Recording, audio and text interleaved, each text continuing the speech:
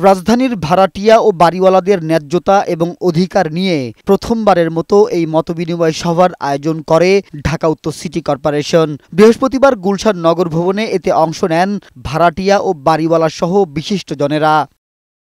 শুরুতেই বাড়ি ভাড়া নিয়ন্ত্রণ আইন নিয়ে বিস্তারিত তুলে ধরেন উত্তর সিটির আঞ্চলিক নির্বাহী কর্মকর্তা জিয়াউর রহমান। আইন ভাড়াটিয়াকে লিখিত চুক্তি করার সুযোগ দেয় যাতে ভাড়া, মেয়াদ, জামানত, মেরামত, দায়িত্বসহ বিষয় স্পষ্ট থাকে।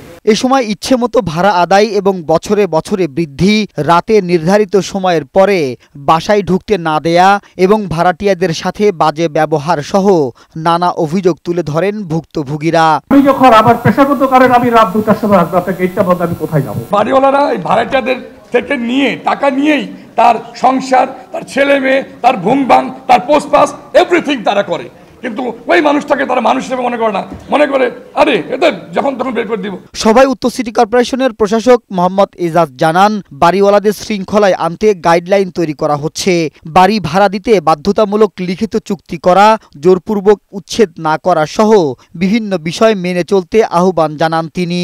বলেন, বাড়ির মূল্য ও ভাড়া আদায়ের সাথে মিল রেখে সঠিকভাবে হোল্ডিং ট্যাক্স না দিলে মিলবে না নাগরিক সেবা। এখন কোনো ধরনের নাগরিক সুবিধা আমরা দিব না যদি হোল্ডিং ট্যাক্স ঠিকমতো না দেওয়া হয়। কোন এলাকায় সর্বোচ্চ ভাড়া কত হতে পারে আমরা একটা নীতিগত গাইডলাইন দিব, এটা ইম্পোজিশন না। তাহলে মানুষ বুঝবে যে এই এলাকার সর্বোচ্চ ভাড়া এত, সর্বনিম্ন ভাড়া এরকম হতে পারে, সেরকম একটা গাইডলাইন আমরা দিব। ঢাকার মানুষের ভাড়ার চাপ কমাতে বাড়ি ভাড়া নিয়ন্ত্রণ আইন বাস্তবায়নে সিটি কর্পোরেশন জোরালো ভূমিকা রাখবে বলে জানান উত্তর সিটির প্রশাসক। মাহবুব আজমি, বৈশাখী সংবাদ, ঢাকা।